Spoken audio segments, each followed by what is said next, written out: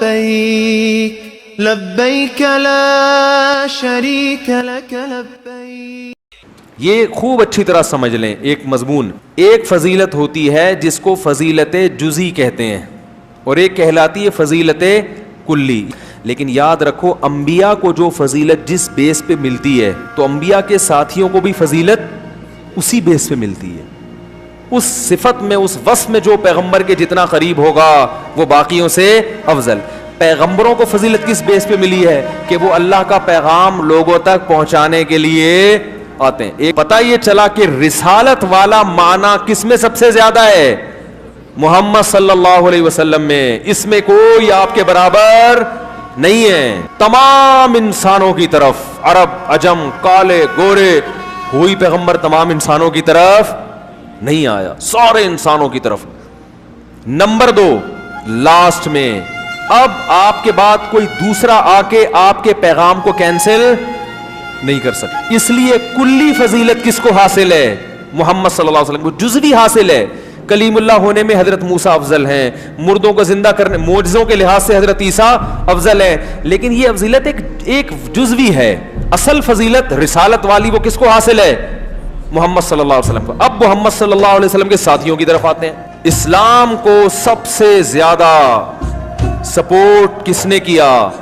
حضرت ابو بکر نے. سب سے زیادہ، سب سے پہلے تصدیق کون کرتا تھا؟ ابو بکر. جب نکال دیا تو غار میں کس نے ساتھ دیا؟ ابو بکر نے. کلی فضیلت کیا ہے کہ نبی کے مشن میں نبی کا ساتھ سب سے زیادہ کس نے دیا؟ تو یہ فضیلت کس کے حصے میں آئی ہے؟ ابو بکر. حضرت علی رضی اللہ عنہ فضیلت تھی. اس تو گاں کی ہونا کہ رسول کریم علیہ السلام نے ایک موقع فرمایا اما ترضى ان تكون منی بمنزلۃ ہارون من موسیٰ. کیا تو اس گل تے خوش نہیں کہ اللہ نے تیرا درجہ میرے نال اس امت وہی بنایا جڑا حضرت موسیٰ علیہ السلام دے نال ہارون علیہ السلام دا سی. الا لا نبی بعدی، صرف اتنا فرق ہے میرے بعد ہن نبی نہیں ہونا. نبی والی گل ختم ہے. وہی تیرا درجہ میرے نال وہی ہے جڑا موسیٰ علیہ السلام دے نال ہارون علیہ السلام دا. ہن ہارون علیہ السلام دا درجہ کوئی مسلمان پرا نہیں جڑا بھی جاندا.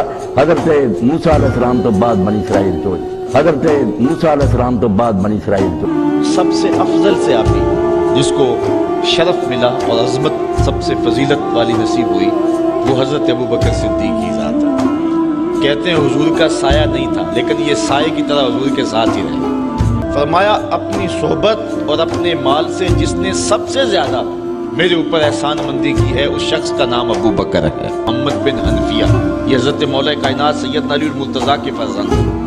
وہ کہتے ہیں کہ ایک دن میں اپنے باپ حضرت علی المرتضیٰ سے پوچھا اس امت میں حضور کے بعد سب سے افضل شخص کون سا ہے؟ قال ابو بکر. تو حضرت مولا کائنات فرمانے لگے ابو بکر ہے. اور کون ہے؟ قلت ثم من. میں نے کہا پھر کون ہے؟ قال عمر. عمر. احمد بن حنبل امام ابو نعیم نے الاخبار کے اندر فضائل احمد بن حنبل کے اندر طبقات ابن سعد میں یہ حدیث موجود ہے. صحیح حدیث ہے یہ یاد رکھو. اور جب حدیث صحیح کا والا آ جائے تو سر جھک جاتا ہے مسلمان کا. مولا علی فرماتے ہیں کہ حضور کے بعد اس امت کے بہترین جو 2 بندے ہیں نا، ایک ابو بکر صدیق ہے، دوسرا عمر فاروق ہے. آؤ ذرا یار مولا علی کے پتروں سے سنتے ہیں.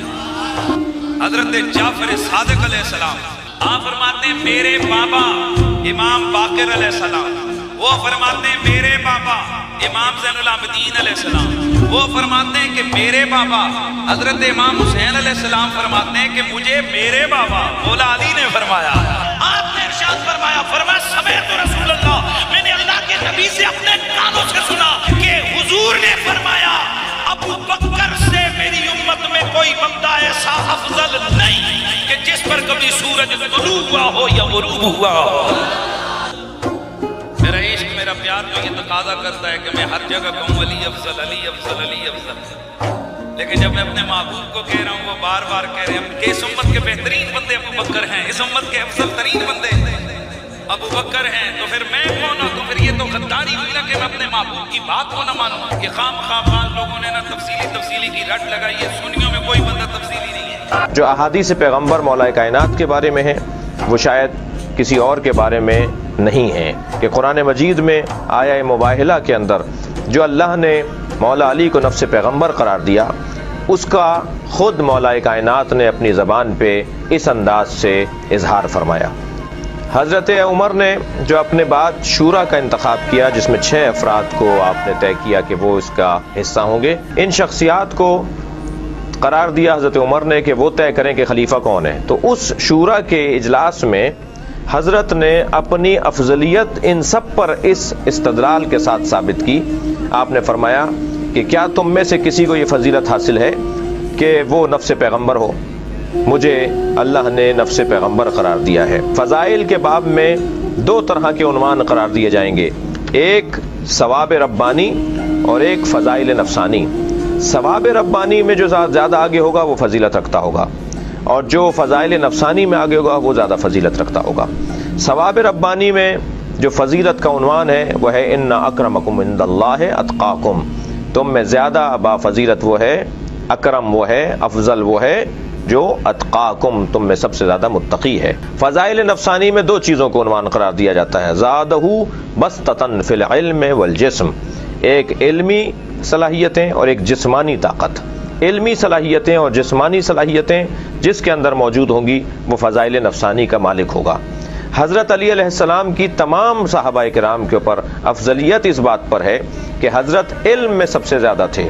کوئی ایک مثال نہیں ملے گی حضرت علی علیہ السلام نے کسی سے سوال کیا ہو، کسی سے مسئلہ پوچھا ہو، لیکن یہ مثالیں فراوان ملیں گی کہ اصحاب پیغمبر، خلفائے راشدین، خلفائے ثلاثہ، یہ حضرت علی علیہ السلام سے سوال کرتے رہے، پوچھتے رہے۔ اور پھر اسی طرح اگر ہم اس کو یوں کہہ دیں کہ قرآن مجید میں بھی افضلیت کا معیار علم کو قرار دیا گیا ہے۔ حضرت آدم اور فرشتوں کے درمیان جب طے ہوا کہ کون افضل ہے، تو حضرت آدم کیونکہ علم میں فرشتوں سے زیادہ تھے، لہذا فرشتوں کو حضرت آدم کے سامنے جھکنا پڑا۔ تو اب حضرت علی علیہ السلام افضلیت میں صحابی ہونے کے اعتبار سے بھی افضلیت رکھتے ہیں، اہل بیت ہونے کے حوالے سے بھی افضلیت رکھتے ہیں، اور علم اور جسم کے حوالے سے بھی تمام جنگوں میں فاتح قرار پانا، یہ آپ کی افضلیت کی ایک عمدہ مثال ہے کہ سیدنا علی ابن ابی طالب صحابہ کرام میں سب سے زیادہ علم رکھنے والے، اس میں تو کوئی شک نہیں ہے۔ بڑے بڑے اصحاب کو جو مسائل ہوتے تھے وہ حضرت علی سے آ کے پوچھتے تھے، حتیٰ کہ سیدہ عائشہ جو سینکڑوں صحابہ کی استاد ہیں، ان کو بھی جب مسئلہ کوئی درپیش ہوتا تھا ایسا تو وہ خود حضرت علی سے پوچھتی تھی۔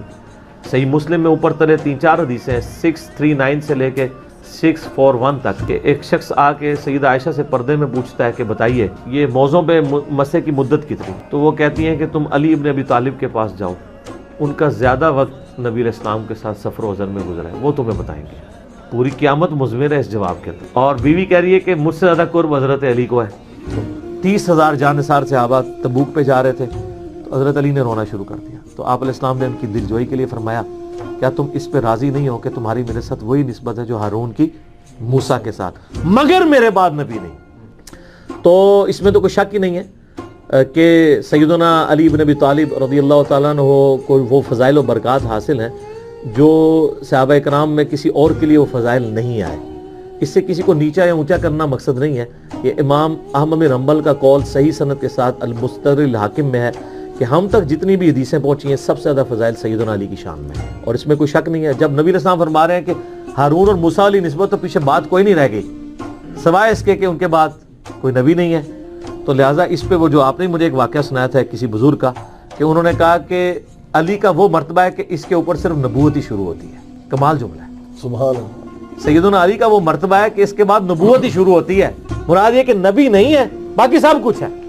اللہ بہت بڑی بات ہے۔ میں پوچھنا چاہتا ہوں، آیا قرآن پڑھ کے مجھے بتاؤ، بزرگوں کا کلام پڑھ کے مجھے بتاؤ، تو کلائے روزگار کا نظریہ پڑھ کے بتاؤ کہ کسی کو افضل کہنا ہو تو افضلیت کا معیار کیا ہے۔ اللہ کا قرآن پڑھا جائے تو یہ بات روز روشن کی طرف چل کر سامنے آ جاتی ہے۔ معیار فضیلت علم ہے، عمل ہے، تقویٰ ہے، قوت ہے اور طاقت ہے، ایمان ہے۔ علم کو دیکھا جائے تو محمد کے بعد کائنات میں علی کا کوئی ہمسر نہیں ہے۔ اور جہاں تک میرے دوستوں ایمان کا تعلق ہے، ایمان کا تو میں کیا کروں. علامہ محب الدین تبری کی ذخائر کتاب اپنا ذخائر الکبریٰ مطبوعہ میں پر موجود ہے. حضرت عمر کہتے ہیں کہ پیغمبر اکرم کو میں نے یہ فرماتے ہوئے سنا تھا اگر ساری بیعت سارے 14 سبق ملا کے ترازو کے پلڑے پہ رکھ دیے جائیں, دوسرے پلڑے پر صرف علی کا ایمان رکھ دیا جائے. پیغمبر فرماتے ہیں, راوی حضرت عمر ہیں, کہ میں نے سنا تھا کہ پیغمبر فرما رہے تھے اگر عدل و انصاف کے ترازو پہ تولا گیا تو 14 سبق کا پلہ اوپر اٹھ جائے گا, علی کے ایمان کا پلہ بھاری ہونے کی وجہ سے نیچے جھک